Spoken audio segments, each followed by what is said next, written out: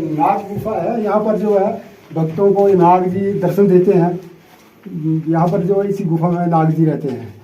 तो कलयुग में जो बाबा बालकनाथ जी के हैं जो 7 जन्म हुए, तो उसमें से शुरू के जो 5 जन्मों का इतिहास है वो यहाँ से जुड़ा हुआ है।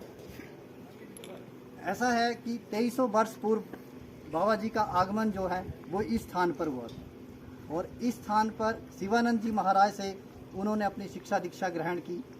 अनेकों लोगों का जो जन कल्याण है वो बाबा जी के माध्यम से यहाँ हुआ है। इसका अगर गहराई में जब जिस टाइम रिसर्च की गई, पीछे गए इतिहास के पन्नों पे, तो यहाँ पर 5 बॉडियाँ जो हैं वो नज़र आती हैं।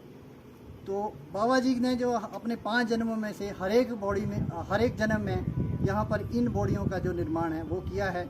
और यहाँ पर इन बॉडियों का जो पानी है इसको इतना पवित्र माना जाता है कि जो यहाँ पर पुजारी हर रोज़ चरणामृत के तौर पे इस्तेमाल करता है, तो भी वो आजकल उसी को चरणामृत के तौर पे देते हैं और वही बाबा जी का आशीर्वाद यहाँ पर सब लोगों को दिया जाता है। जी रमेश जी, मैं चाहूँगा कि हमारे दर्शक जो है वो भी देखना चाहते हैं कि बाबा जी की जो पवित्र स्थली है और उनका जो वो स्थान है वो दर्शकों वो भी दिखाएंगे सब लोगों को, और कुछ कहना चाहते हैं एक और यहाँ के जो बाबा जी के भक्त। जी बताइए क्या कहना चाहते हैं।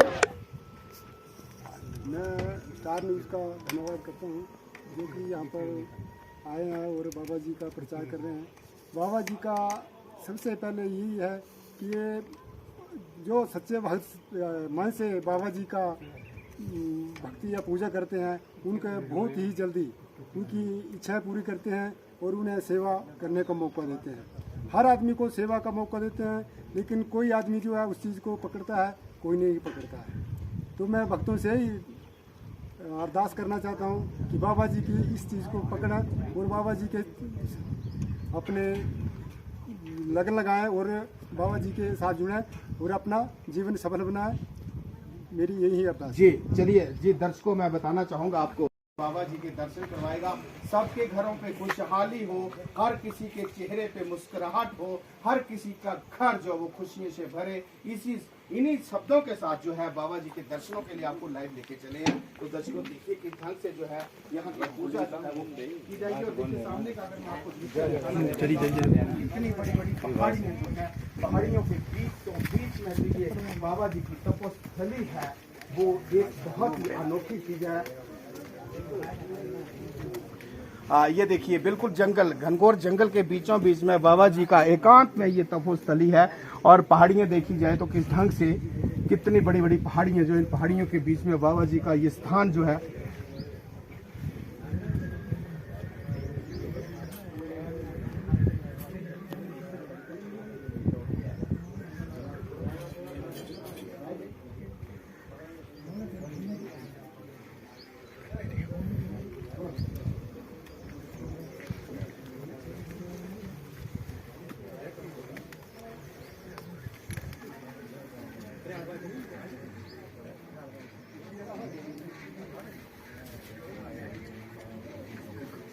दर्शकों ये देखिए, ये जो बाबा जी की तपोस्थली है और ये गुफा जो है ये नेचुरल गुफा है। यहाँ पे किसी ने भी किसी प्रकार का कोई यहाँ पे कार्य नहीं किया है। पहाड़ के बीच में, इस पहाड़ी के बीच में इस प्रकार से एक गुफा का बनना अपने आप में बहुत बड़ी बात है।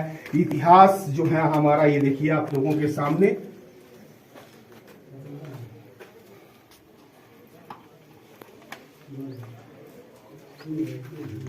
और ये देखो किस ढंग से जो है बाबा जी की जो पूजा अर्चना है वो भी यहाँ पे होगी। दर्शकों ज्यादा से ज्यादा जुड़े और इस पवित्र स्थान के दर्शन करें।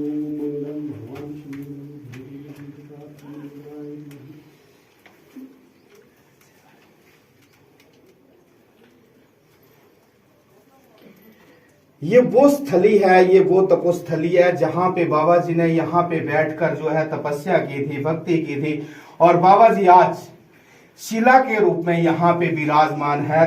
2300 वर्ष पुराना इतिहास जो है अपने आप में कई ज्यादा जो आशीर्वाद लोगों को जो दिए हैं उसकी मैं लाइव तस्वीर आपको दिखा रहा हूँ। और यहाँ पे एक चीज जो हमें देखने को मिली है कि 5 बॉडियां इस गुफा के अंदर सूखी पहाड़ी के बीच में गुफा, और इस गुफा के अंदर 5 घोड़ियां, और वो पांचों की पांचों घोड़ियां जो है वो कभी भी बरसात हो चाहे गर्मी है या सर्दी है वो कभी नहीं सूखती है।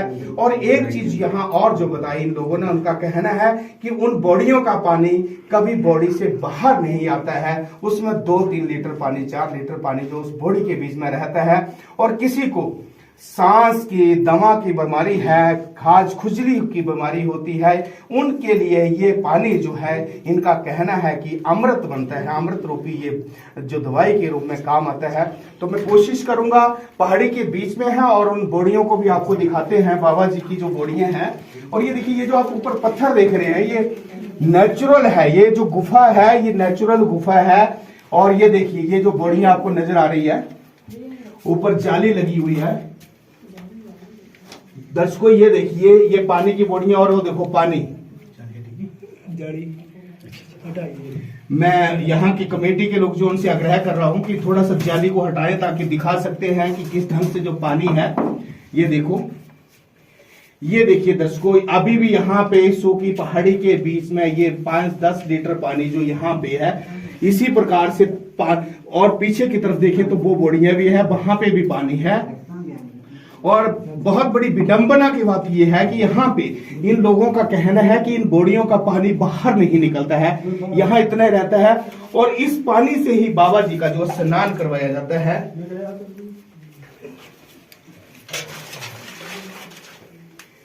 जो कि अपने आप में बहुत बड़ी बात है। और एक और जो जी, इसके बारे में जी क्या कहना चाहेंगे आप? ये नाग गुफा है, यहाँ पर जो है भक्तों को नाग जी दर्शन देते हैं। यहाँ पर जो इसी गुफा में नाग जी रहते हैं। जब जिनकी बाबा ने दर्शन करना हो तो यही कभी पौड़ियों में, कभी यहाँ पर, कभी नीचे जो है दर्शन देते हैं। और यहाँ ज्यादातर यहाँ पर देखे गए हैं। दर्शकों, इनका कहना है, जो यहाँ के कमेटी के सदस्य, उनका कहना है कि इस गुफा में, जी गुफा के अंदर एक और जो छोटी सी गुफा है, ये देखिए भोले बाबा जी यहाँ पे विराजमान है। और नाग गुफा का इसको नाम दिया गया है। नाग भगवान जी, नाग जी यहाँ से आते हैं, लोगों को दर्शन देके जाते हैं फिर दोबारा। तो ये जो हमारे इस युग में, अगर हम कलयुग की बात करें, तो आज भी जो हमारे हिंदू धर्म में जो आस्था लोगों के अंदर बनी है, उसके जो प्रमाण हैं वो हम लोगों के सामने हैं। और ये बहुत बड़ा प्रमाण जिसको कह सकते हैं कि इतनी बड़ी पहाड़ी, सूखी पहाड़ी के बीचों बीच में इतनी बड़ी गुफा का होना, इतना भव्य मंदिर का निर्माण होना, बाबा जी ने यहाँ पे अपनी तपस्या की थी।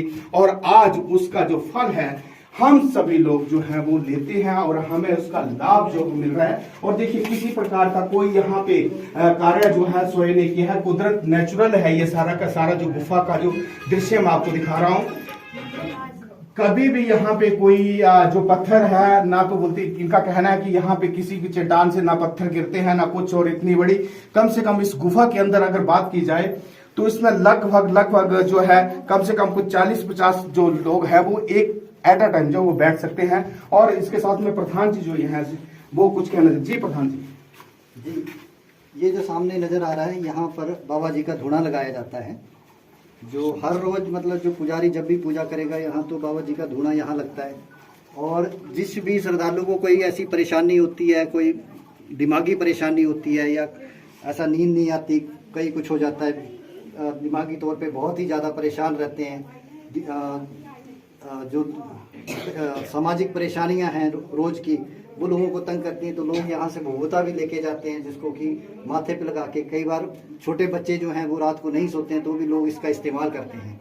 बाकी रही ये जो हमने नाग गुफा के बारे में यहाँ पर बताया, तो बाबा भोले सिद्ध के बारे में ऐसा लोग यहाँ पर लोगों का कहना है कि बाबा जी जो है अपने भक्तों को 3 रूपों में दर्शन देते हैं, बुजुर्ग के रूप में, बच्चे के रूप में और नाग के रूप में। तो ये जो नाग गुफा सामने दिखी, यहाँ पर भक्तों को जो कई बार नाग के दर्शन हो जाते हैं, तो भक्तों को ये महसूस होने लगता है कि हाँ, बाबा जी ने हमें दर्शन दे दिए और हमारी जो यहाँ पर आना है वो सफल हो गया। बहुत से लोगों को आसपास के इलाके में मोर यहाँ पर बहुत देखने को मिलता है, तो मोर को भी बाबा जी का वाहन माना गया है। तो इससे भी लोग बहुत अपने आप को भाग्यशाली समझते हैं कि हम वहाँ इस तपोस्थली में आए और हमारी जो है मनोकामना पूर्ण हो जाएगी। हमें बच्चे के रूप में, बुजुर्ग के रूप में और नाग के रूप में बाबा जी के दर्शन जो है साक्षात हो गए हैं। प्रधान जी, एक बात और पूछना चाहूंगा कि ये जो शिला के रूप में बाबा जी विराजमान है और उसके साथ साथ में बाहर इनके दरबार में अगर देखे जाए तो 3 और मूर्तियां यहाँ पे स्थापित है, इसके बारे में भी जो है हमारे दर्शकों को बताएं, इसका महत्व क्या है? अगर लोक कथा के अनुसार हम चलें तो यहाँ पर यह माना जाता है कि ये जो बाबा जी के दरबार में छोटे छोटे पिंडी रूप में भगवान जी विराजमान हैं, ये बाबा जी का एक तरह से दरबार लगता था। और ये सारे जो हैं वो गवाले के तौर पे यहाँ आते थे। और यहाँ पर ये भी सुनने में मिला है कि लोग ये कहते हैं कि जो बच्चे बाबा जी हैं वो बच्चे के रूप में रहते हैं। जो यहाँ के गवाले हैं जब पशुओं को चराते थे तो क्या होता था कि बच्चों के बीच में आके बाबा जी बच्चे के रूप में मिक्स हो जाते थे और बच्चे इतना तक भूल जाते थे कि हमने रात को घर भी जाना है। और उन्हें ये भी ध्यान नहीं रहता था कि हमारे पशु कहाँ हैं, कहाँ चले गए, हमें उनको ढूंढना है। तो बाबा जी बच्चों का ये कहना है कि जब भी बाबा जी एक आवाज़ लगाते उनके चेहरे पे इतना तेज था कि एक आवाज़ लगाने से ही सारे पशु जो है जहाँ भी होंगे वो वहाँ से आ जाते थे। इवन कि ऐसा हो जाता था, बोलते कि कई बार घरों में बच्चों को डांट तक पड़ती थी कि भाई इतना लेट क्यों हो गए। तो अब बच्चों ने जब इस चीज़ का जिक्र अपने माता पिता से किया तब से यहाँ इस स्थान की जो है मान्यता दिन प्रतिदिन लोगों में और विश्वास में सुदृढ़ होती है।